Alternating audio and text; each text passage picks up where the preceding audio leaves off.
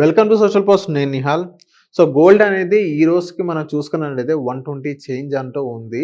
So gold అనేది మళ్ళీ ఫ్యూచర్‌లో పెరుగుతుందా? లేకపోతే తగ్గుతుందా? లేకపోతే కన్సాలిడేషన్ స్టేజ్‌లోనే ఉంటుందా? దీని గురించి మాట్లాడడానికి మధు గారు ఉన్నారు. Financial planner. సార్‌తో మనం మాట్లాడదాం. Hello sir, welcome to social post. Hello Nihal గారు. యెస్. సార్, ఇప్పుడు గోల్డ్ అనేది 120, 500, 700 చేంజ్‌లో కనిపిస్తుంది ఈరోజు మనం చూసుకున్నట్లయితే. సో ఇప్పుడు గోల్డ్ అనేది పెరిగే ఛాన్స్ ఉందంటారా? లేకపోతే తగ్గుతుందా అంటారా? ఈ జనరల్‌గా ఎప్పుడైనా ఏ అసెట్ అయినా పెరుగుతుందండి. పెరగాలి డెఫినెట్‌గా. బట్ ఎంత కాలానికి పెరుగుతుంది అనే దాన్ని బట్టేసి ఎఫెక్ట్ అనేది ఉంటుందన్నమాట. ఇది ఇప్పటికీ మనకు కొంచెం ఆల్ టైమ్ హైలో ఉన్నట్టే. అయితే ఇంకా కొంచెం తగ్గి మళ్ళీ ఒకసారి రియల్‌గా గ్రోత్ అనేది స్టార్ట్ అయ్యే ఛాన్స్ అనేది ఉంటుంది. ఓకే. ఆల్మోస్ట్ ఇప్పుడు 121 అలా ఉన్నట్టుంది. లాస్ట్ మనం వీడియో చేసినప్పుడు 118, 119 ఆ మధ్యలో ఉండేది. 90 ఉంది. ఇప్పుడు 120, 700, 500 దగ్గర ట్రేడ్ అవుతుంది. బట్ ఇంటర్నేషనల్ ఎక్స్‌పెక్టేషన్ ఏంటంటే ఇంకా ఒకవేళ ఈ అంతర్జాతీయంగా ఈ ఇష్యూస్ కనుక ఇలాగే ఉన్నట్టయితే, ఈక్విటీ సంబంధించినవి రిటర్న్ అనేది ఇంకా జనరేట్ చేయకపోయినట్టయితే డెఫినెట్లీ గోల్డ్ అనేది పెరుగుతుంది. మీకు ఇంటర్నేషనల్‌లో కూడా చాలామంది ఫైనాన్షియల్ ప్లానర్స్ చెప్పేది ఏంటంటే గోల్డ్, సిల్వర్ అయితే ఇంకా పెరుగుతుందనే చెప్తున్నారు. అయితే ఒకటి మన దగ్గర గోల్డ్‌లో కొంత పోర్ట్‌ఫోలియో ఉండాలనేది ప్రతి ఫైనాన్షియల్ ప్లానర్ మీకు చెప్తాడు. ఈ gold portfolio when you are looking for investment purpose up to 10-20% అని మనం కూడా చాలా వీడియోస్‌లో చెప్పాము. ఇప్పటి వరకు మీకు ఆ పోర్ట్‌ఫోలియో లేకుంటే ఇన్వెస్ట్‌మెంట్ పర్పస్‌లో ఫ్యూచర్‌లో దీనిలో ఇన్వెస్ట్‌మెంట్ చేయడం వల్ల ఏంటంటే గోల్డ్ అనేది ఎనీ టైమ్ లిక్విడ్ అసెట్ కాబట్టి, గోల్డ్ అనేది పర్చేజ్ ప్రతి ఫంక్షన్‌లో అవసరం కాబట్టి, ప్రతి ట్రెడిషనల్‌గా ఇండియాలో గోల్డ్ అనేది అత్యవసరం కాబట్టి ఇంత తొందరలో గోల్డ్ అనేది బ్యాక్ వచ్చే ఛాన్స్ అనేది లేదు. ఎందుకంటే మార్కెట్లో మొన్న ఇన్వెస్ట్మెంట్ చేసిన వాళ్ళు ఎంతమంది ప్రాఫిట్ బుక్ చేసినా రిజర్వ్ ఇంతకుముందు ఏదైతే మనకు ఫ్యామిలీస్లో ఉందో ఆ రిజర్వ్డ్ గోల్డ్ అనేది సెల్ చేసే అవకాశం అనేది ఉండదు ఇప్పట్లో. ఇండియా మొత్తం మీద సెల్లింగ్ స్టార్ట్ అయిపోతే అప్పుడు గోల్డ్ ప్రైస్ తగ్గుతుంది. కానీ అది ఆ అవకాశం అనేది మన ఇండియాలో ఇప్పట్లో కాదు, ఇంకా 10 సంవత్సరాలైనా రాదు, 20 సంవత్సరాలైనా రాదు. గోల్డ్ అనేది అలా స్టడీ రిటర్న్ మెయింటైన్ చేస్తుంది. కానీ స్టడీ రిటర్న్ మెయింటైన్ చేస్తుంది. ఈక్విటీలో ఏ రోజు అయితే బుల్ మార్కెట్ వస్తుందో, సింపుల్గా ఈక్విటీలో బుల్ మార్కెట్ వచ్చిన రోజు మాత్రం గోల్డ్కి ఎఫెక్ట్ అవుతుంది. కొత్త పర్చేజ్ అనేది ఆగిపోతుంది. ఎఫెక్ట్ అంటే ఎలాగా? ఎఫెక్ట్ అంటే బుల్ మార్కెట్ ఎప్పుడైతే బుల్ ఉంటుందో, అంటే మామూలుగా ఇది రైజింగ్ మార్కెట్లో కమోడిటీ సైడ్ రారు ఇన్వెస్టర్స్. రైజింగ్ ఉంటే స్టాక్ సైడ్ వెళ్తారు, మ్యూచువల్ ఫండ్ సైడ్ వెళ్తారు, డిఫరెంట్ ట్రై చేస్తారు. ఎప్పుడైతే అక్కడ లేదో సేఫ్టీ కింద గోల్డ్ కొని పెడతారు. ఈటీఎఫ్ల రూపంలో, ఆ తర్వాత ఫిజికల్ గోల్డ్ రూపంలో ఇలా కొని పెడతారు. మార్కెట్ ఇంకా ఎలా ఇప్పుడు మన ఇండియన్ మార్కెట్ 1 ఇయర్లో మీరు చూడండి, నిఫ్టీ ఒక రిటర్న్ ఏముంది, రిటర్న్ అనేది ఏం లేదు. అలాంటప్పుడు అందరూ ఏం చేస్తున్నారు, ఉన్న వాళ్ళందరూ గోల్డ్కు మళ్ళీపోయడం వల్ల అమాంతంగా దాని ప్రైస్ పైకి వెళ్ళిపోయింది. ఇంటర్నేషనల్లో ఉన్న ఈ ఇష్యూస్ కూడా మనకు ట్రంప్ టారిఫ్ ఇష్యూస్ అవనివ్వచ్చు, ఆ తర్వాత యుద్ధాల గురించి అయినా అవనివ్వచ్చు, ఈక్విటీని అంత తొందరగా బిలీవ్ చేసేలాగా బిహేవ్ చేయట్లేదు. అలాంటప్పుడు ద సేఫెస్ట్ మెటల్ ఏదైతే ఉందో అది గోల్డ్. ఎందుకంటే గోల్డ్ అనేది ట్రెడిషనల్ పరంగా స్ట్రాంగ్ పవర్లో ఉంది. ప్రతి ట్రెడిషన్లో గోల్డ్ లేకుండా ఏ పండగ, అంటే మన జనాభా ఎక్కువ కాబట్టి ట్రెడిషన్తో మనకు అవసరమా లేదని మనం అక్కడ ఆలోచించాలి. ఇప్పుడు ఇదే మన తక్కువ జనాభా ఉన్న కంట్రీ అయితే మనం ఎన్ని పండుగలు చేసినా అంత సెల్లింగ్ అనేది అవ్వదు. బట్ మన ట్రెడిషనల్లో ఫుడ్ బెడ్ లేకున్నా సరే మినిమం గోల్డ్ అయితే క్యారీ చేసే ఫ్యామిలీస్ ఎక్కువ ఉంటాయి.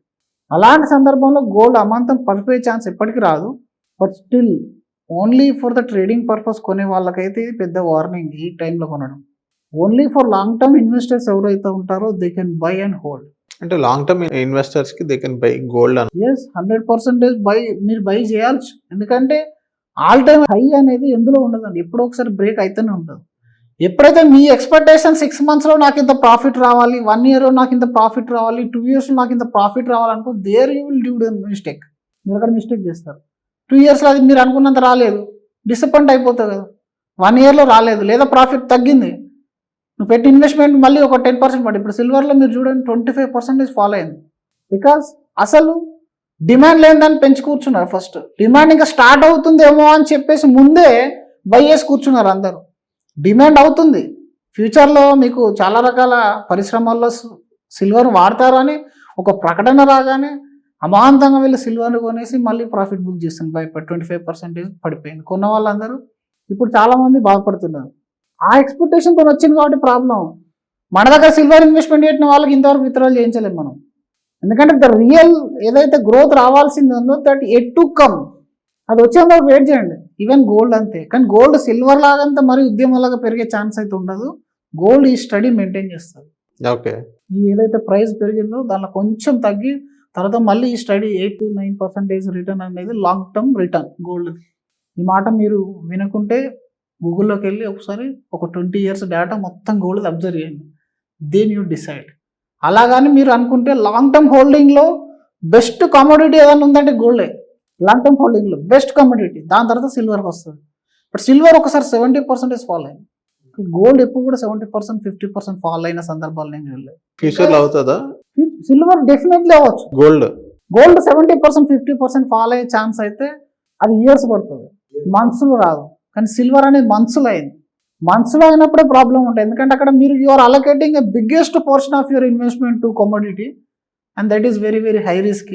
మీరు గోల్డ్లో ఇన్వెస్ట్మెంట్ చేయాలనుకుంటే ఒక 5 years బ్యాక్ ఇన్వెస్ట్మెంట్ చేస్తుంటే యాక్చువల్ రిటర్న్ మీరు ఈరోజు తీసుకునేవాడు 5-10 yearsలో. నెక్స్ట్ మల్టీ బ్యాగర్ ఏంటనేది ఎవరికి తెలియదు. ఆల్రెడీ పెరిగిపోయిన దాన్ని చూస్తే ఈరోజు మార్నింగ్ ఒక మ్యూచువల్ ఫండ్ చూస్తాను, ఏదో ఇంటర్నేషనల్ ఫండ్ 70% CAGR ఇస్తుంది 3 years నుంచి అని చెప్పి రికమెండ్ చేస్తున్నాడు ఒక ఆయన. Why don't you tell in front before 3 years back? 3 years back చెప్పాల్సి ఉంటే 70% రిటర్న్ తీసుకునేవారు. బట్ చెప్పలేదు కదా. గోల్డ్ కూడా అంతే. ఎవరు ఎక్స్పెక్ట్ చేశారు పెరుగుతుంది అని? 100% హైక్ వస్తుంది గోల్డ్లో అని ఏ ఒక న్యూస్ పేపర్ కానీ ప్రింట్ చేసినట్టుంటే అది యూస్ఫుల్ అయ్యేదేమో. కానీ పెరిగిన తర్వాత మాట్లాడతారు. పెరిగిన తర్వాత మీరు అలొకేట్ చేయదు ఎప్పుడు కూడా. పోయేదాన్ని మీరు చూసుకోవాలి. రేపు నెక్స్ట్ 5-10 yearsలో పెరిగేది ఏంటనేది అనలైజ్ చేసుకుంటే మీ గోల్డ్లో ఇన్వెస్ట్మెంట్ చేయాలా వద్దా అనేది ఆలోచన ఉంటుంది. ఆ విధంగా చూస్తే సిల్వర్కి కెపాసిటీ ఎక్కువ ఉంది గోల్డ్ కంటే. సిల్వర్ కెపాసిటీ అనేది మనకు ఇండస్ట్రియల్ ప్రోడక్ట్ కాబోతుంది, డెఫినెట్లీ అవుతుంది. సిల్వర్ కెపాసిటీ ఉంటుంది. బట్ ఎస్ ఒక 1 warning సైన్ ఏంటి అని అంటే సైజ్. పోర్ట్ఫోలియోలో సైజ్ అనేది చాలా చాలా చాలా ఇంపార్టెంట్. ఎంత 30% పెట్టుకోవచ్చు అంటారా? 20 మించొద్దు. కమోడిటీస్ 20 అసలు కమోడిటీస్లో 20 అనేది మించొద్దు. 20 మించినప్పుడే ప్రాబ్లం అయిపోతుంది మీకు. ఒకవేళ 20 మించినప్పుడు లాంగ్ టర్మ్ హొరైజన్ పెట్టుకోండి. చాలా లాంగ్ టర్మ్ 10-15 years పెట్టుకోండి. డెఫినెట్లీ ఇప్పుడు మీకు చిన్న పాప ఉంటే చాలామంది గోల్డ్లో మీరు ETFలో స్టార్ట్ చేస్తారా? ఫిజికల్ గోల్డ్ కొని పెట్టారు 10-15 years ఆరామ్స్గా ఉండండి, నో ప్రాబ్లం. ఒకవేళ ఈక్విటీలో ప్రాబ్లం వచ్చినా, మనకు కరువు కాటకాలు వచ్చినా, ఏది పర్ఫామ్ చేయకుండా గోల్డ్ అయితే స్టేబుల్ రిటర్న్ ఇస్తుంది. అది అందుకే మనం ఆ 20% ఎందుకంటే ఆ స్టెబిలిటీ అట్లీస్ట్ 20% ఉంది నీ పోర్ట్ఫోలియోలో. Then you are happy. ఒకవేళ మార్కెట్ బాగా హై రిటర్న్ ఇచ్చింది ఒక 1 yearలో, యూ కాంట్ సెల్ కదా ఇది, because it is a gold and you need after 10 years 15 years. ఆ ప్రకారమే మీరు వెళ్ళండి. సో ఎస్, దీన్ని ఎవరు ప్రెడిక్ట్ చేయలేరు. మనం ఏదైతే మాట్లాడుతున్నామో దట్ ఈస్ పాస్ట్ డేటా ప్రకారం మాట్లాడగలుగుతాం, కానీ ఫ్యూచర్ డేటాని ఎవరు ప్రిడిక్ట్ చేయలేరు. But when you are aligned with your diversification 10-20%, it is highly good recommendation. Okay. So thank you, sir. Thank you.